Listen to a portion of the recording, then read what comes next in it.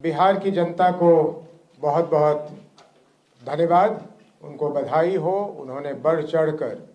इस 2025 के विधानसभा चुनाव में अपनी हिस्सेदारी दिखाई, जो लोकतंत्र के लिए बहुत ही अच्छा है।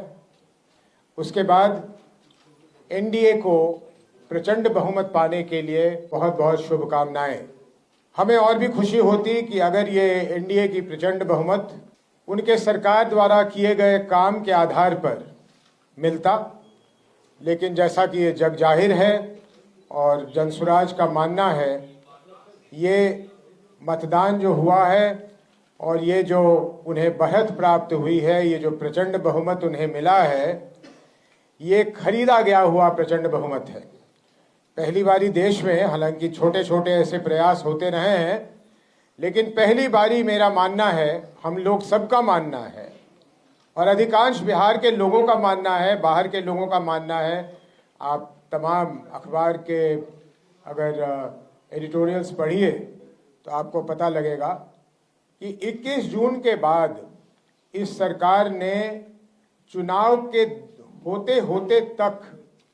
करीब करीब 40,000 करोड़ रुपए, ये आंकड़ा याद रखिएगा और एनडीए वालों से पूछिएगा, 40,000 करोड़ रुपए खर्च करके ये बहुमत प्राप्त किया है और जनता के पैसे से जनता की वोट खरीदी गई और बिहार के भविष्य को बेचा गया। ये जो पैसे खर्च हुए हैं, इसको वहन करने की शक्ति बिहार के अर्थव्यवस्था में नहीं है और इस कारण जहां आवश्यक खर्च करने थे सरकार के पास, अब राशि नहीं बचेगी, न शिक्षा को सुधारने के लिए, न स्वास्थ्य को सुधारने के लिए, न यहाँ पे इंफ्रास्ट्रक्चर बनाने के लिए। पलायन वलायन रोकने की बात तो खैर ये ऐसे ही कर रहे थे जनसुराज के कारण, लेकिन बिहार के अर्थव्यवस्था की जो इन्होंने स्थिति कर दी है, यहाँ तक, और इसका मेरे पास अभी क्योंकि कागज़ नहीं आया है, मैं इस पर बहुत नहीं बोलूँगा, लेकिन मैंने सुना है कि विश्व बैंक से जो इन्हें किसी प्रोजेक्ट के लिए कर्ज मिला था, उसके भी 14,000 करोड़ रुपए उन लोगों ने ये कैश ट्रांसफर पे लगाया है। तो इस हालत में बिहार की जनता, जो सब लोग जानते हैं, मजबूरी में रहती है, गरीबी में रहती है, उसके लिए इतना बड़ा जो पैसा मिला तो उसको लगा कि ये वरदान है और इस कारण से मेरे समझ से, जनसुराज की समझ से और सोचने वाले लोगों के समझ से प्रचंड बहुमत का यही कारण है।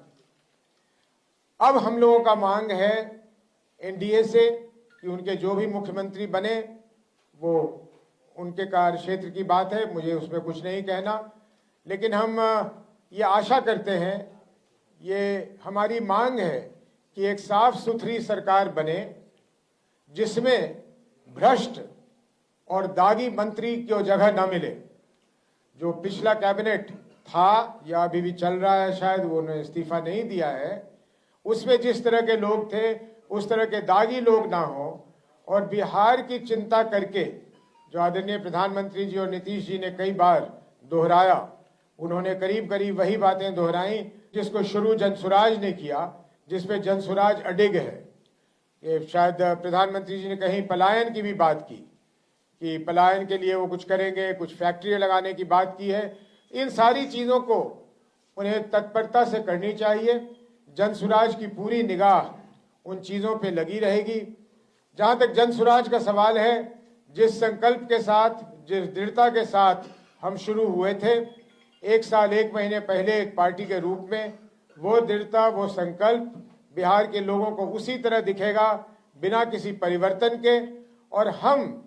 जिस तरह से सरकार की नाकामियों को और सरकार के भ्रष्टाचारों को उजागर करते रहे हैं, भ्रष्टाचारियों को, वो हमारा सिलसिला वैसे ही चलता रहेगा, अनवरत चलता रहेगा। यूपीए को या महागठबंधन को बहुत ज़्यादा सफलता नहीं मिली है। पहले भी जब उनके पास इससे अधिक संख्या में लोग थे तो एक विपक्ष की भूमिका वो नहीं निभा रहे थे। हमें हालांकि विधानसभा में बैठने की जगह नहीं मिली, लेकिन फिर भी बिहार में एक स्ट्रांग विपक्ष के रूप में आप जनसुराज को ही पाएंगे। सरकार के हर कदम को बड़े बारीकी से हम लोग देखेंगे,